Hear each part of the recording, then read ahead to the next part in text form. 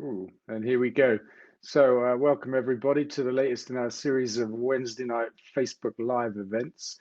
I'm joined tonight by somebody that I've never met before, but who I've seen speaking at an event in Bristol. Maya Rose, ornithologist, environmentalist, campaigner, maybe known to many of you, but not yet to me. About to put that right. So, welcome, Maya Rose. Let's get started. Hello, thank you for having me. Yeah, no problems at all. We were just chatting before the start, weren't we, about a couple of different things, lockdown, the Mm. 80s, Battle of the Beanfield, stuff you didn't know about. There's all kinds of stuff we can dive into. But let's start with lockdown, because you were just saying to me that you like the fact that people were thinking about their commute to work and other things, coming out of the pandemic and stuff. And, I've certainly seen that myself. Obviously, work has changed. These kinds of events are becoming quite the norm. I'm taking part in lots of Zoom conferences and stuff, which I really like. Interested in your perspective. Yeah, so like I said, I think it's because this pandemic has been such a radical shift in people's life and it sort of shocked them out of that everyday routine that everyone falls into, really. And I think it's led to people really rethinking like things that they were taking for granted that were just so obvious in their life, like their daily commute to work. And for me, it's really exciting, all these what a lot of people would consider radical conversations to do with commuting and transport and whether we should even be working 5 days a week, and our relationship with nature and the environment. And I just think it's been a really exciting period, and I've seen a lot more people getting engaged with the environmental movement, basically. Yeah, no, that's fair. I always think that big shocking events do that. They give everybody the chance to just reconsider how they live. I think it's probably quite natural. I saw you speak in Bristol last year. I think it was last year, could have been the year before now. I don't know. Pandemic has flown by. At the event when Greta popped over, and uh, and I found it really interesting. We were talking about that just now, and you mentioned the shouts of medic, medic, Yeah. which is quite funny. Not aimed at you, obviously, aimed at somebody that was struggling in the crowd. Um, but I listened to you speak, and I was really interested in what you had to say, and I thought it was deep, it was engaging, and it kind of made an awful lot of sense, and I thought there's an activist, there's somebody that really really has put a lot of thought, a lot of time into this, and um, and then Greta took the stage, and she's obviously star attraction, and she the crowd were so energized, and the guy with me was Will, actually, who appears in these events like a fairy godmother, and he said to me, "Oh, Greta just did her greatest hits," and I know what he means, because she said change is coming and these other kinds of things. But I thought there was a big difference between you both in terms of what you said, perhaps, and how she said what she said. There's a lot of passion that comes from Greta, but I thought there was more insight that came from what you said. So I just want to throw that out there. Yeah, I think that sort of touches on why Greta is such an interesting figurehead in particular, because I really think that I suppose the reason that she's become so big is because she is keeping her message very simple and very emotive. Like, I personally like being quite factual. That's the kind of person I am. But I genuinely think that the reason she's gotten so far is because she's aware she was like 17 at the time. She's not trying to single-handedly fix the climate emergency. She's just getting up and telling people that they should be angry and that our leaders should be doing something about this. And I think that a lot of people just found that incredibly inspirational that someone that young was doing that. But personally, I was, for the people listening, I was talking about global climate justice, and I suppose how race and colonialism ties into the way that we talk about climate change and other environmental issues, which I sort of had to think about what I wanted to talk about that day, because obviously it was a massive deal for me. And I just really felt like it's one of those really major issues that could be make or break in terms of the sustainability of the climate movement. And it's something that I just don't really hear people talking about. So I guess for me, that felt like the most important thing to touch on, really. Although, yeah, I wasn't expecting someone to pass out in the middle of my speech. I was stood there thinking, oh my God, if I was speaking now, what would I say? Actually, I do that quite often. I kind of torture myself. But yeah, it was a really great event. I have to say, I really enjoyed it. In terms of communicating, I think you're absolutely right. Greta keeps her message really simple, and she delivers it with real passion, and I think she's captured the attention of people in the media, for a combination of those things, and her a complete dedication to the cause, to the exclusion of everything else, which is fabulous. And I know you read my book because we talked about it earlier, and it reminded me that there's a chapter in there about green populism, in which I explore the idea that how we communicate these issues is really important. We kind of touched upon it there, how Greta communicates, how you communicate, and I just wondered if you had any thoughts about that. Yeah, I mean the thing that you're talking about the most in that chapter that really got my attention, I suppose, was when you're comparing the way that left-wing environmentalists in particular talk about issues and have to defend themselves versus more right-wing conservative people, the way that they talk about issues where they can just make statements and they don't need evidence and they don't need experts. They can just say things while we're constantly trying to be experts and everything. And I really like what you're talking about, like the fact that we just need some snappy lines. We just need to have some things that we tell people, and it kind of doesn't matter if it's slightly oversimplifying the issue because the point is to engage people. Yeah, so that was the bit that really caught my attention. But I thought the one bit that was really interesting was when you were talking about meat in particular, just because I think meat's a really interesting issue because it's sort of very much one of those baseline environmental things, but it's like that conversation's been around forever. And I thought it was really interesting the way that you were so hardline on meat, just because I think a lot of people would be very wary about being like, everyone needs to stop eating meat, because you don't want to lose that populism. Basically, you don't want to lose that wide base of support. Yeah, so I thought that was very interesting. Yeah, that's fair. I mean, I think it's a contentious issue. It's definitely an emotive one, and it's the one that's going to upset the most people, and at the same time, it's the one that we have to confront. I think I've described it before as like the elephant in the room or something. And I've been in lots of conversations with lots of environmentalists, and it's so surprising how many people get everything else, environmentalists that get everything else, but they say, "Oh, but we can still eat a bit of meat, can't we?" Well, actually, we can't. I can't believe you're saying that.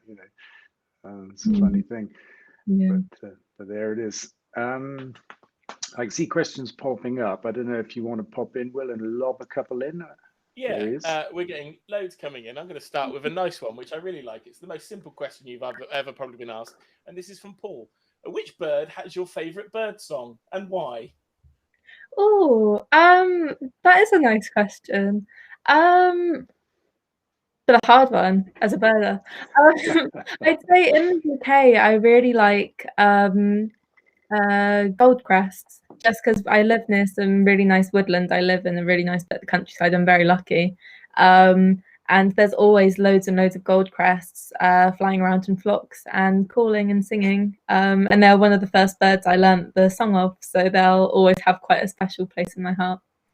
And this is one from Jay, who's emailed zerocarbonist@ecotricity.co.uk. When did your interest in nature and the planet start? Yeah, I think I've had a really interesting journey with activism just because I've always had a really strong connection with nature. I've been birding since I was a baby, literally.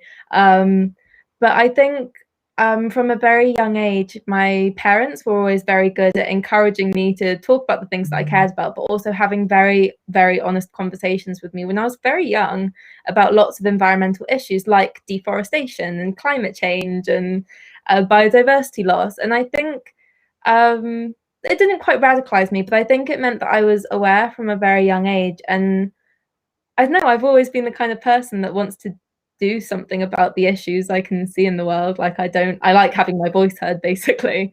And so I think from the age of 11ish, I was lucky enough to get a platform online, and I knew I wanted to do something good with it, which is when my environmental campaigning began, really. Promise I've got some coming for you in a minute, Dale. There's some for the both of you, but here's another one for you. You've been named one of Bristol's most influential people, My Rose. How does that feel? I mean, that feels a bit crazy because all sorts of very famous people have come out of Bristol over the years. But I think because I was quite young when that, like, I think I was about 14 when they put me on that list. And I think at the time that was super exciting for me just because I think a lot of environmentalists can get very bogged down and feel very miserable because it all feels like, you know, it's hard to feel like it's worth it sometimes because it's also hard. And I think, like, me being a kid at the time and being told that what I was doing was good and important was, yeah, so important for me at the time. And I'm still very pleased with that. We're leaping to one which I love the sound of here. What are the adults in power getting wrong right now? Oh, I love talking about this. I love complaining about the things that they're doing wrong. I think, like, the thing I always say is I feel like the youth movement, that the anti-climate change movement, has really come out of a place of like real rage, like real quiet rage. Because I know a lot of young people that I know feel angry because this is an issue that literally could have been solved before we were even born, before we were even on the planet, and we're having to deal with it through our childhood, basically through our teen years. And I think that that upsets a lot of people. But in terms of, yeah, what they're doing wrong, pretty much everything at the moment, it feels like. For me, it's bonkers that environmental issues have been politicized in the way that they have. So it's like left-wing people like the environment and right-wing people don't care about the environment, which doesn't make any sense, partially because, you know, lots of things to do with the green economy would totally up the Conservative Party's street in terms of like job stimulation and creating new sectors and money and things like that. But also because their name is literally the Conservatives and their job is to conserve the UK. And I think that that should include nature, but I think that they're failing and that they're always putting money and the economy ahead of the environment, which feels like failure to me. Dale, what do you say about that as an old bloke? No, I think that's fair, you know, and I was going to say maybe start with listing what they're doing right because it'd be a shorter list, but it might be a list of nearly nothing. No, I think that's dead right. I think there is a lefty-righty split on these issues, but I do think it's psychological as much as political. I think people that tend to be on the right wing of politics also tend not to like things like windmills and solar panels and you know, they do value money more than nature, maybe more than everything else. And I think that's just the way it is. I've seen that for, you know, for so long, and it's unfortunate. But you're right, there are big green economy issues for business people, for conservatives, for people that you know, want to see industry and jobs and be a part of that. I mean, you know, we're a part of that. You know, we're not against that, and that's the weird thing. It doesn't have to be like that. It's not one or the other. But I think that's the great opportunity of our time, actually, because 20 or 30 years ago, all of these ideas were a bit fringy, much more lefty than they are now. They're becoming mainstream, and because the technology's become available and it's become more economic to do these good things than to do the bad things, suddenly it becomes the economic industrial opportunity of our times. And so it kind of meets in the middle, really, you know, especially as we have to, out of the pandemic, kind of rebuild our economy at the same time as fight the climate crisis. You know, the chances are all there. We just got to get the attention of politicians, the ones that are in government now, or kick them out at the next election and get a government in that really gets it. Here's a great one. It says, you've got 10 minutes on the phone tomorrow with Boris Johnson. What would you say to him? Maya first. Oh, there's so many options. Oh God. I would probably give him a bit of a telling off, if I'm honest, because I know that the UK very recently came out with all of our environmental promises, but at the young age of 18, I already feel so cynical about these things. It feels like a cover up and it feels fake. And so I think if I got this phone call, I would have a go and I'd talk about how the fact you know, he's failing this country basically by failing to prioritize environmental issues, which, yeah, maybe a bit mean, but he probably deserves it. Dale, what about No, you? I don't think that's mean at all, actually. I mean, I think that's fair. I mean, I think you might be referring to the 10 pointless plan that came out a few weeks ago, we dubbed it pointless, but 8 out of 10 of the pledges in there, I think, were recycled from before. There's barely any new money, and then the next day they announced billions more for defense and stuff like that. It just shows where the priorities are. I think I'll be saying to Boris, look, Brexit is over now. Let's stop being obsessed by that. Let's not create a culture war, because I think the Conservatives are tending to do that as well. Let's all come together and let's get the climate crisis sorted. Let's build a green economy. I would try to explain to him the enormous opportunities that we have, and maybe appeal to him in kind of Brexit terms and in possibly slightly nationalistic terms, because I think that's how he operates, and talk about the opportunities for Britain to be a global player, for the new industries to emerge from here and all of that kind of stuff, and just try to get him to see the sense of that. But it might be a vain project, but I would give it a go. Thank you, everybody, for all the questions you're sending in. We've got some nice stuff coming in. Sam on Instagram says, Maya Rose, having been so in touch with nature and activism, easy for me to say, since a young age, do you have a key moment? What's been the best thing so far? I can tell you about the first time that I really launched a campaign by myself, because it was when I was 12, and I think I was a lot less cynical at the time, obviously, because I was a child, and I had this big blog going already, and basically I've got family that lives in Bangladesh. I'm very connected to Bangladesh, and I read about this ginormous oil spill that had happened in the Sundarbans, which are like incredibly important mangrove habitat in Bangladesh, and it was basically going to wreck the habitat. It was going to really hurt the people that lived there, and I just didn't see anyone talking about it online, on social media, on TV, and I just felt so disappointed that people weren't talking about this really major thing, and I felt like it was almost because it was in Bangladesh.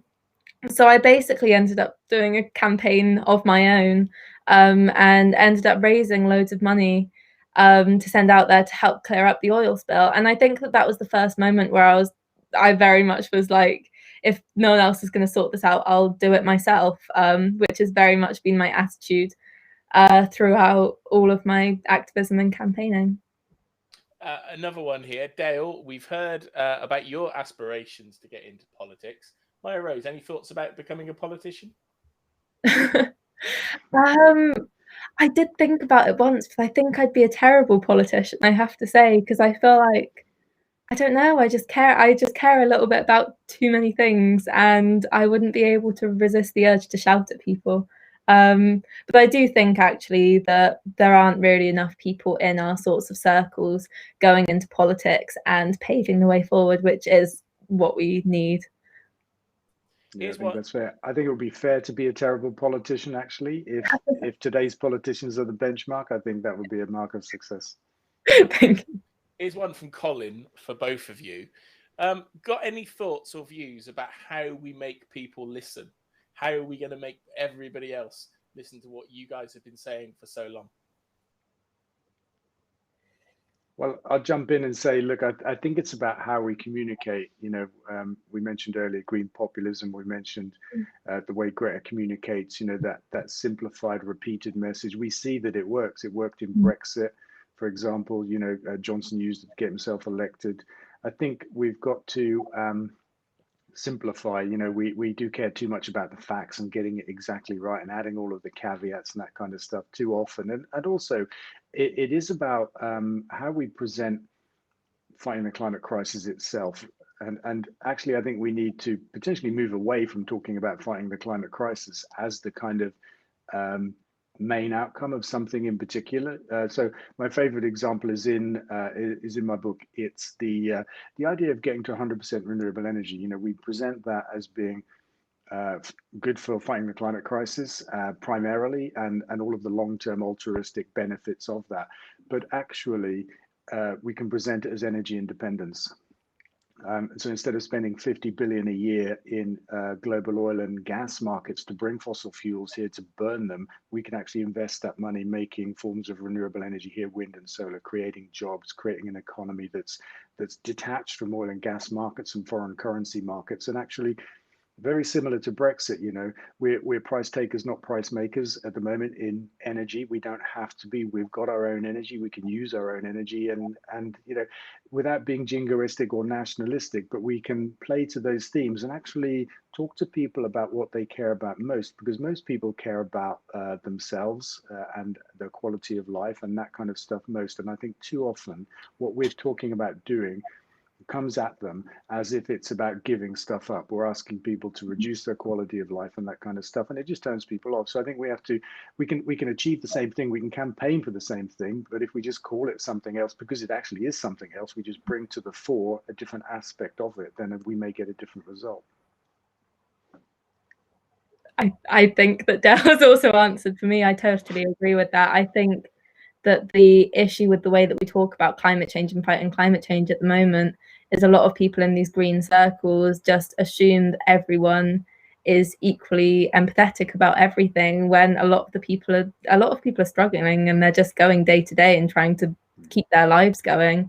And I think it's much more important to focus on the way that it's going to be affecting them as a person and how it's going to be affecting their life, because I feel like that's much more motivating than even talking about, I don't know, the sad polar bears that are losing their home in the Arctic, or people on the other side of the world.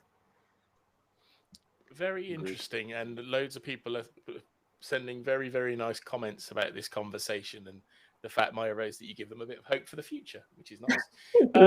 Dale, a question here for you. This is from Rachel. Do people like Maya Rose give you hope that your work and other sustainability heroes' work will be continued after you're gone? Let me just say, I don't feel like I'm a sustainability hero, and I'm not thinking about leaving, but it's a fair question in other respects. I think I'm really, I've been really excited to see the kind of youth climate movement, the different coalitions of people, the different individuals that have stepped up and spoke out. I was really energized at the event in Bristol, for example, to see that. And, it is just simply exciting to see that happening. And to think that this is the next generation of voters, of politicians, of business leaders, you name it. This is the next generation that are coming through, and they feel this way about these issues. So yeah, I'm excited about that. Here's another one. My Rose, do you think the education system is doing enough to teach young minds about what's going on with the planet and the actions they can take? I mean, I can talk from my experiences, but I might have just been a few years behind the curve, but I'm very aware that when I went to school, climate change was not taught as a fact. It was taught as an equal theory to the one about like temperature fluctuations and stuff like that. Like it might be natural, basically. And that was only like 5 years ago, which I think is incredibly shocking.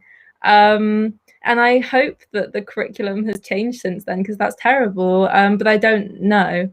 But I think the fact that that kind of misleading information being touted as like knowledge is a really terrible thing. And I definitely never got any education from school about, I suppose being aware of your own consumption, or even something as simple as recycling, to be honest. I don't think that the school system in particular, is built for, I suppose, progress, really, basically, which might just be because I just left the system, and I'm quite pleased that I have. But I think that all the people I know my age who have gotten involved in this movement, it's all been from finding information and educating themselves online. None of it's ever come from school, which can probably tell you something. Question for you both. How do you both stay positive and keep campaigning for a better future in the face of so much adversity and doubt? Well, nothing phases me, I just don't care. It doesn't get me down. I don't know, maybe I like the challenge. I'm motivated by the scale of the challenge. I don't know, but honestly, it's never a question for me that I have to think, oh, how am I going to keep going? It's all looking so bleak, blah, blah, blah. It's just never a thought process that I go through.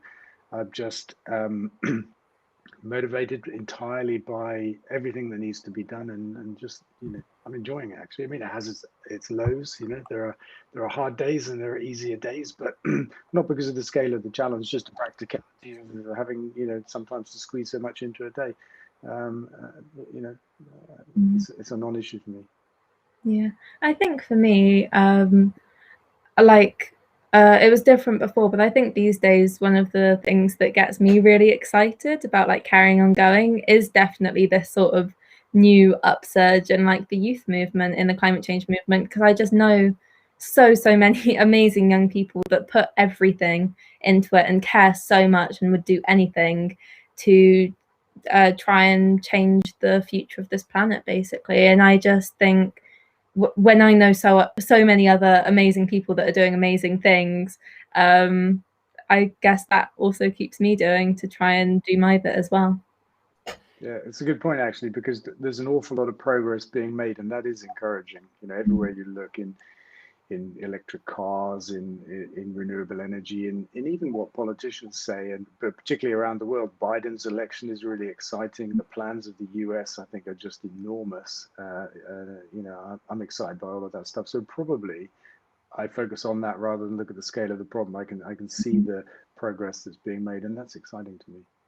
Here's a question we got in earlier to zerocarbonista@ecotricity.co.uk from Dean.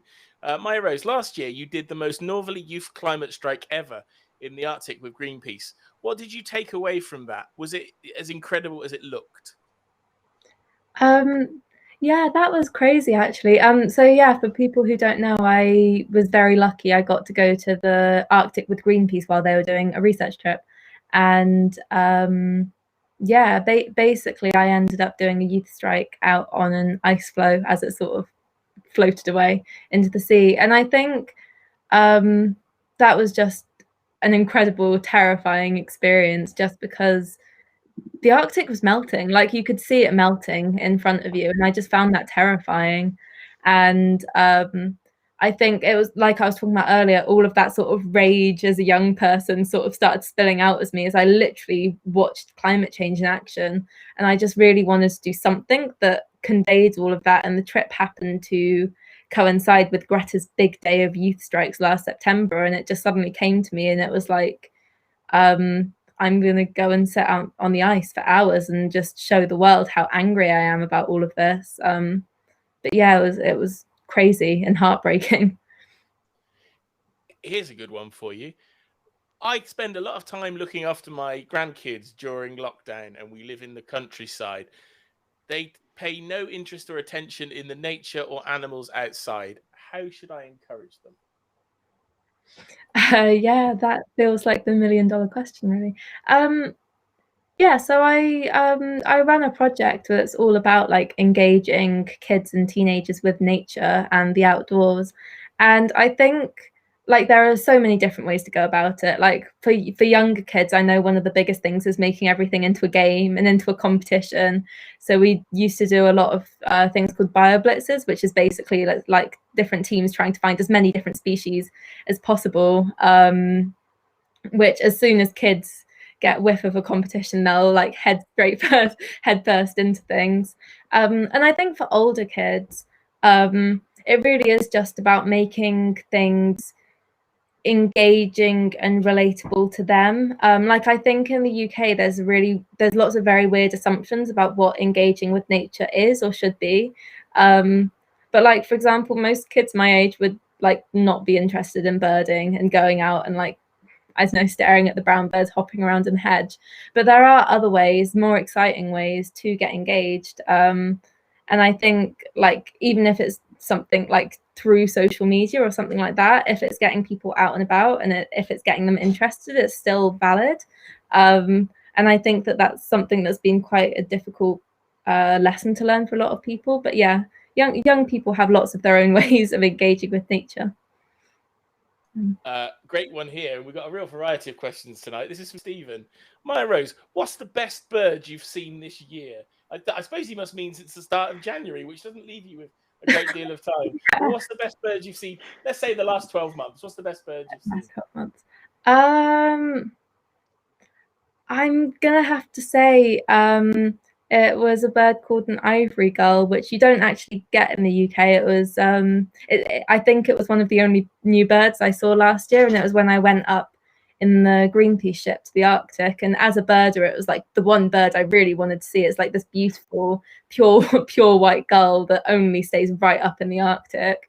And I just remember seeing the first one, like sort of floating over the ice, like perfectly blended in. It was just so beautiful, and I absolutely fell in love. Now, I've worked with Dale for 4 years. I've never asked him this question. Are you into twitching and birds at all, Dale? Because you live in a lovely part of the country. Yeah, I'm interested in birds. I haven't really kind of done any kind of bird watching in any organized way. I saw a red kite the other day. I'm pretty sure it was. I'm not like a expert, but it looked like it was flying over some services. Funnily enough, some motorway services. But I kind of I look out the windows where I live, and I watch the birds. We've got squirrels as well. They're a bit robust, let's say. They they break into everything, but I really like them. And yeah, I mean, I'm just a big fan. Oh, we got deer as well that run through the woods where we live, which is really nice. So I'm a big fan of nature, but not in an organized fashion. Hilariously, Stephen, that sent the question about the best bird you've seen this year, has come back and corrected me and said, I meant this year. And then he's also replied with Dale, Slimbridge is right on your doorstep. You should be going to check out Slimbridge.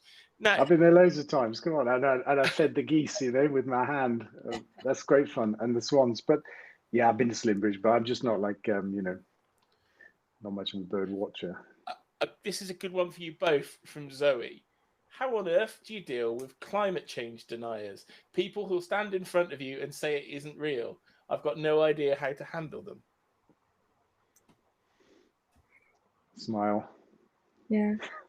I think there's a few different types of like climate deniers though. Like I know a lot of people that aren't like really big conspiracy theorists or anything, that do just believe that this is like a natural temperature fluctuation on Earth. And I think that that's just about like a lack of information.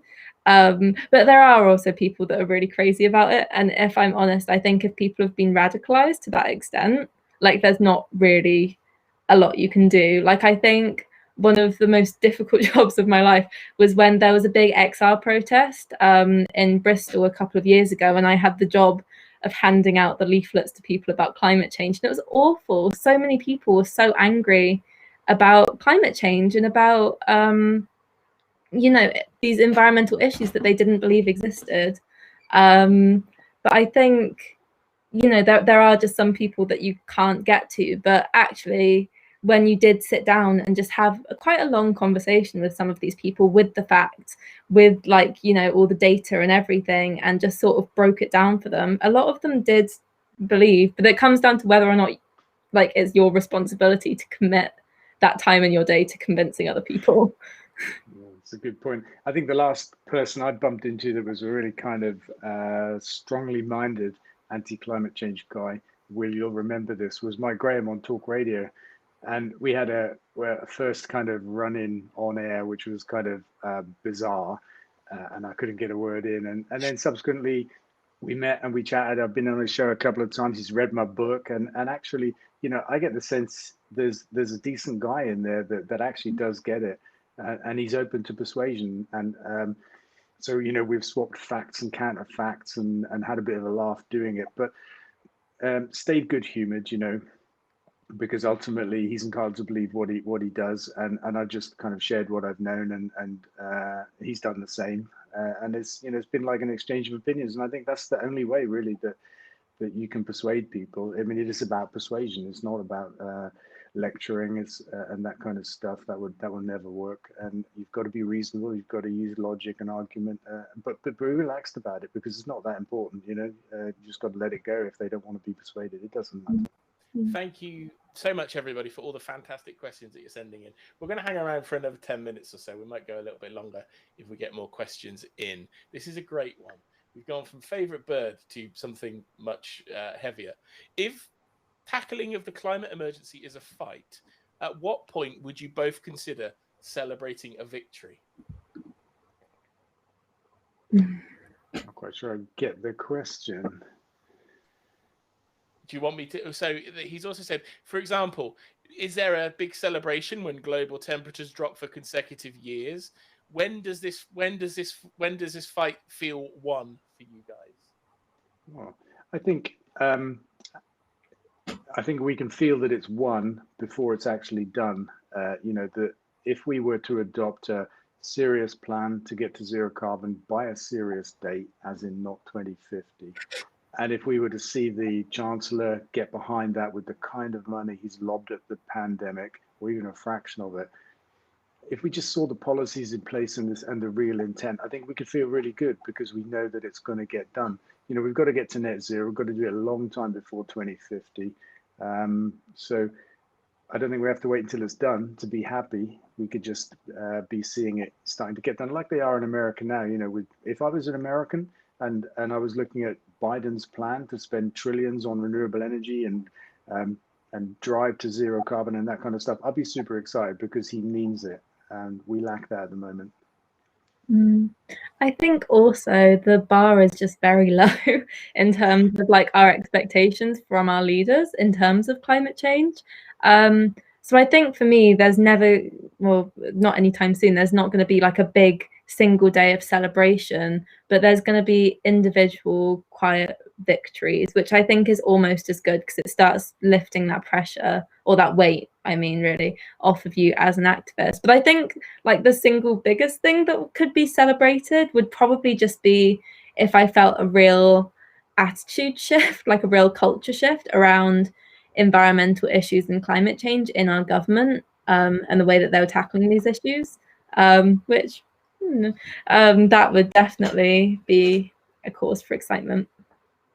Robbie on Twitter, not in Twitter, hopefully he's not in it, on Twitter, is asking you both, got any plans in the works for COP26, the climate change conference?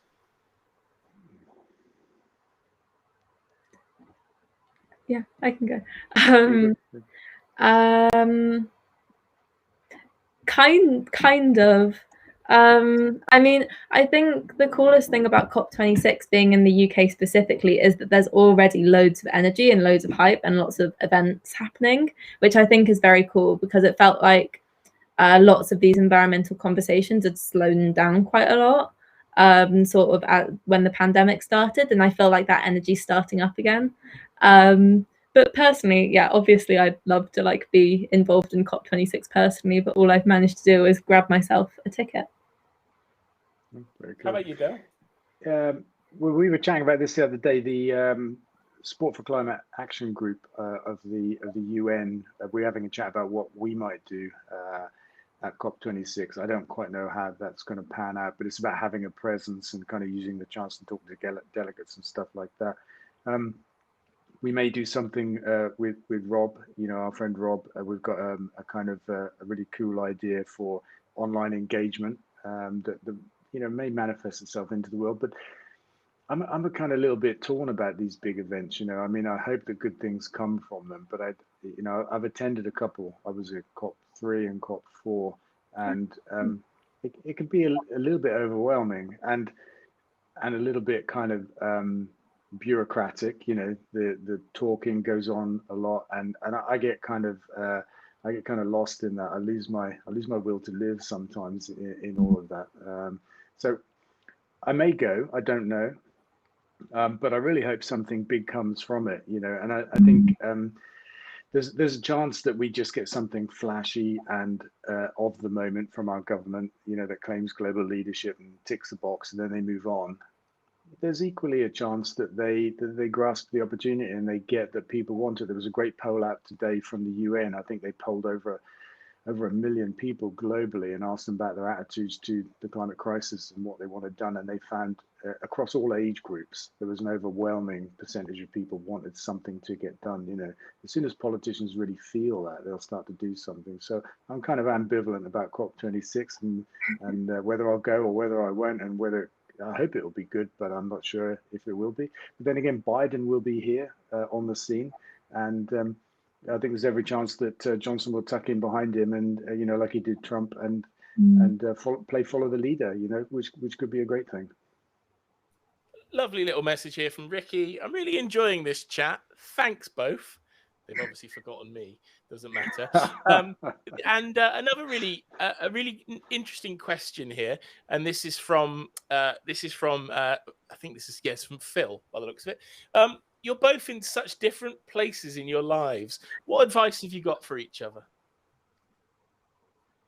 Well, me, I'm often asked what advice I would give, and I would say that the same thing.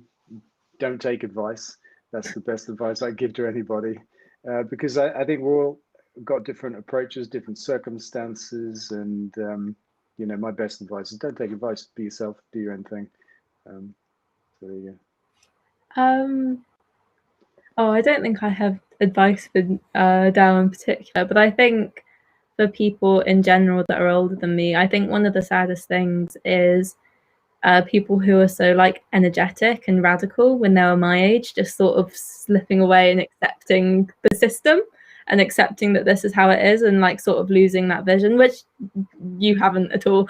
But I think like what I would say really is that people who are sort of starting to slip away and accept the system to fight back, because we're the ones who like support it and help it to carry on existing, so we can reshape it. That's the whole point of living in a democracy. Yeah, I agree. The rules that we live in, they're man-made. They're not the laws of physics. We can change them. I think this is Steve has asked this one. Maya Rose, tell us about some of the projects you're involved in. I've read about Catalyze Change, but what else are you up to? My biggest project at the moment is with my charity Black to Nature. So I do a lot of work with minority ethnic kids, especially from very like urban backgrounds, and we do a lot of work taking them out into nature and really giving them that opportunity to spend time in the countryside and a natural environment, which I think is a really important project, both for like the well-being of the kids that we work with, but also because I think that there's been a real failure of engagement for a really long time in our environmental movement and in our climate change movement in the UK. And I feel like we've really historically alienated a lot of people, when this is basically a numbers game where we need people to show that they care about these issues. And I feel like taking people out and showing them the things that they're supposed to care about is a really, strong way of engaging people in the movement. I did press the wrong button then, which is why it didn't work. That was hilarious. Another follow-on question. Where can I find out more about you and your work, Maya Rose? I knew of Ecotricity, but you've got a new fan in me, this person has said. Thank you. I would tell them to follow me on social media. I'm at Birdgirl UK on everything, and I'm talking about all of the stuff that I'm interested in all the time. Excellent, nice and easy. That's been a really dense 45 minutes. Tons of wonderful questions. Dale, any things you want to say on the exit straight of this one? Just thank you, Maya Rose, for joining us. It's been like really interesting to chat to you. As I said, we hadn't spoken before, but I'd seen you speak, so I'm really interested to speak to you tonight and hear your views and share views with you on this. And thank you to Will, our fairy godmother, for popping in and out with the questions and keeping us on track. And thanks to everybody for tuning in. That was it. Excellent. And I think by popular demand, Dale, I think we're going to have to get Maya Rose on for a future episode of the Zero Carbonista podcast. Various people are suggesting that they'd really like to hear you having a chat there. And by the sounds of it, we might make some of the stuff from here available too, because lots of lovely, encouraging messages from people saying thank you for everything you're doing, Maya Rose, and also wishing you good luck for university, because you're off to university in Cambridge in September, aren't you? So that's going to be good. Scary stuff. Yeah, thank you guys so much for inviting me on. I've had a really good time. Thank you. And Dale, we're back again next Wednesday with another one, but thank you everybody for now. Thanks, Will. Thanks, everybody. See you later.